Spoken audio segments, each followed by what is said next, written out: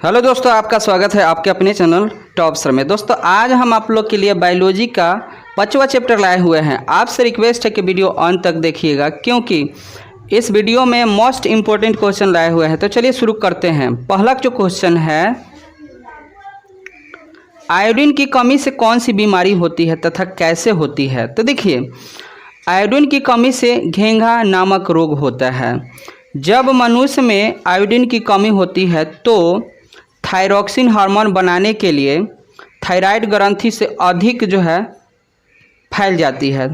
Thyroid ग्रंथि अधिक फैल जाती है, जिसके कारण से मानव का गला फूल जाता है, जिसे घेंघा रोग कहा जाता है। ठीक है, मतलब उसको थायरॉक्सिन हार्मोन बनाने के लिए बहुत ज़्यादा मेहनत करना पड़ता है थायराइड ग्रंथि को, जिस कारण से वो फूल जाता है। अब फूल जाता है, इसी को हम लोग घेंघा रोग कहते हैं। ठीक, अगला जो क्वेश्चन है, 2 नंबर जो क्वेश्चन है दोस्तों, मनुष्य में चीनी का पाचन में कौन हार्मोन सहायक है। तो देखिए, मनुष्य में चीनी के पाचन में इंसुलिन नामक हार्मोन सहायक है, जो अग्नाशय से निकलता है।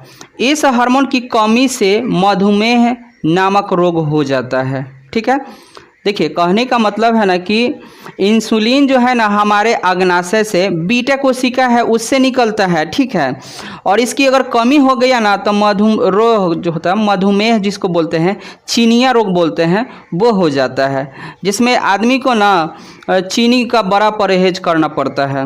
चलिए अगला जो क्वेश्चन है, पिट्यूटरी ग्रंथि को मास्टर ग्रंथि क्यों कहा जाता है। तो देखिए, पिट्यूटरी ग्रंथि को मास्टर ग्रंथि कहा जाता है क्योंकि ये अन्य सभी अंतरस्रावी ग्रंथि से निकलने वाले हार्मोन को कंट्रोल करता है, नियंत्रित करता है। ठीक है ना, मास्टर ग्रंथि पिट्यूटरी ग्रंथि को कहा जाता है। क्यों? क्योंकि ये जो जितने भी अंतरस्रावी ग्रंथि है उससे निकलने वाला हार्मोन को ये कंट्रोल करता है। बात समझ में आ रहा है ना, ये मास्टर ग्रंथि है पिट्यूटरी ग्रंथि। अगला जो क्वेश्चन है,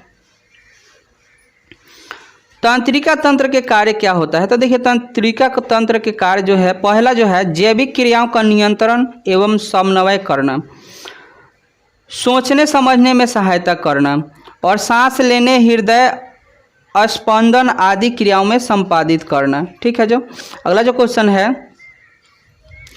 तंत्रिका ऊतक कैसे क्रिया करता है। तो देखिए, तंत्रिका ऊतक कैसे क्रिया करता है। तो तंत्रिका ऊतक न्यूरॉन सेल से मिलकर बना होता है, न्यूरॉन सेल से मिलकर बना होता है। ठीक है, सूचनाओं के आधार पर यह निर्णय लेता है तथा निर्णय को मांसपेशियों तक भेजने का काम करता है। कहने का मतलब है दोस्तों, जैसे मान लीजिए आपको कोई चींटी काटता है या कोई आपको स्पर्श करता है, तो आपको कैसे पता चलता है। तो तंत्रिका तंत्र ही आपके मस्तिष्क के माध्यम से दिमाग तक संदेश पहुंचा देता है कि कोई आपको स्पर्श कर रहा है। चलिए अगला जो क्वेश्चन है, न्यूरोट्रांसमीटर क्या होता है। तो देखिए दोस्तों, न्यूरोट्रांसमीटर एक रासायनिक संदेश वाहक है, जो एक रासायनिक सिनेप्सों में मौजूद संकेतों को एक न्यूरॉन से दूसरे न्यूरॉन तक पहुंचाता है। ठीक है ना दोस्तों, न्यूरोट्रांसमीटर एक संदेश वाहक है। ठीक है ना, जो मान लीजिए कहीं हमें छुआ जा रहा है तो वो दूसरे तक पहुंचाने का ये काम करता है।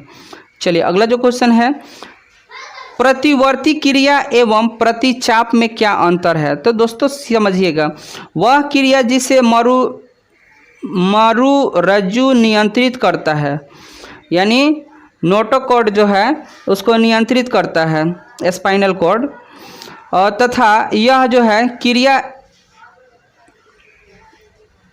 देखिए प्रतिवर्ती क्रिया वह क्रिया है जिसमें मेरुरज्जु नियंत्रित करता है तथा यह क्रिया हमारी इच्छा से नियंत्रित नहीं होती है।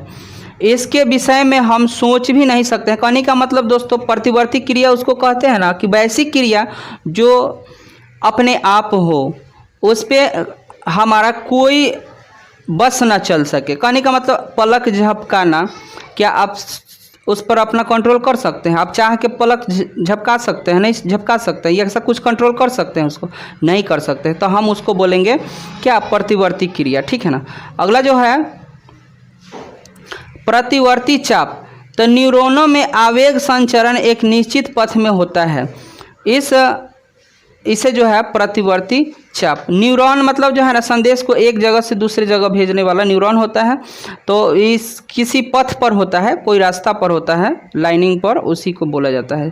ठीक है, अगला जो क्वेश्चन है, पादप हार्मोन और इसके दो नाम भी बताइएगा। तो देखिए पादप हार्मोन जो है पादपों की जैविक क्रियाओं के बीच समन्वय स्थापित करने वाले रासायनिक पदार्थों को पादप हार्मोन कहा जाता है। कहने का मतलब है ना कि जो पौधे के विकास के लिए कुछ ऐसे रसायन होते हैं जो उनके विकास के कार्य करते हैं, वो पादप हार्मोन होते हैं, जिसके दो हैं। कौन कौन? वैसे इसके तो पादप हार्मोन 5 गो है, लेकिन यहाँ 2 गो उदाहरण में बताना है। तो ऑक्सिन हो गया, जिबरेलिन्स हो गया। ठीक है, अगला जो क्वेश्चन है, पादप में प्रकाशानुवर्तन किस प्रकार होता है? तो देखिए पादप के तने के ऊपरी भाग के द्वारा प्रकाश स्रोत की दिशा की ओर गति करना प्रकाशानुवर्तन कहलाता है। कहने का मतलब है दोस्तों, देखिएगा आप सूरजमुखी को फूल को, जिधर से सूर्य का प्रकाश आता है ना तो उधरे की तरफ झुक जाता है, मुड़ जाता है।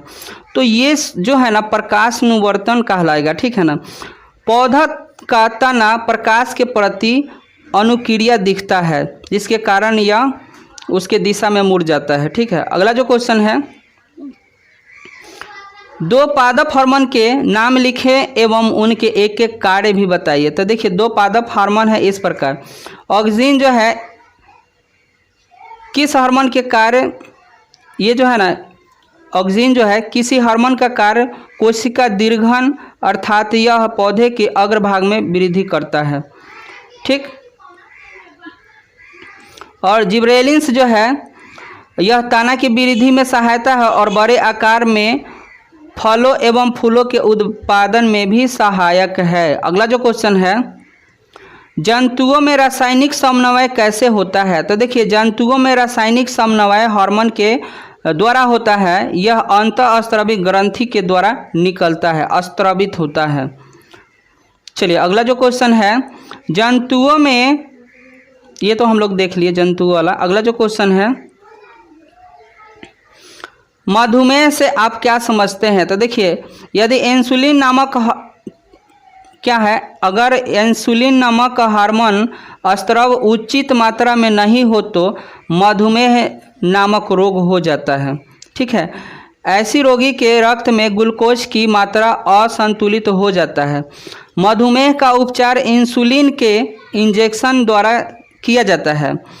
इससे मधुमेह रूप से ठीक नहीं होता है, मतलब इसमें जो है मधुमेह रोगी जो है पूरी तरह से ठीक नहीं होता है। इस रोगी को परहेज द्वारा कंट्रोल किया जा सकता है। ठीक है ना, कहने का मतलब मधुमेह रोगी को है ना जो इंसुलिन की कमी हो जाती है तो उसको मधुमेह रोग हो जाता है, चिनिया रोग हो जाता है, शुगर रोग हो जाता है, इसी को कहते हैं। ठीक है ना, और इस जो है ना हमारे जो है रक्त में ग्लूकोज की मात्रा बढ़ जाता है, जिसके उपचार के लिए इंसुलिन के टीका लगाना जरूरी होता है और उसके पूरी तरीक़े से ठीक नहीं किया जा सकता है, बल्कि जो है इसके खान पान में कुछ सुधार लाकर कंट्रोल किया जा सकता है। ठीक, चलिए अगला जो क्वेश्चन है, अभी हम लोग देख चुके थे आयोडीन की कमी से कौन कौन सी बीमारी और कैसे कमी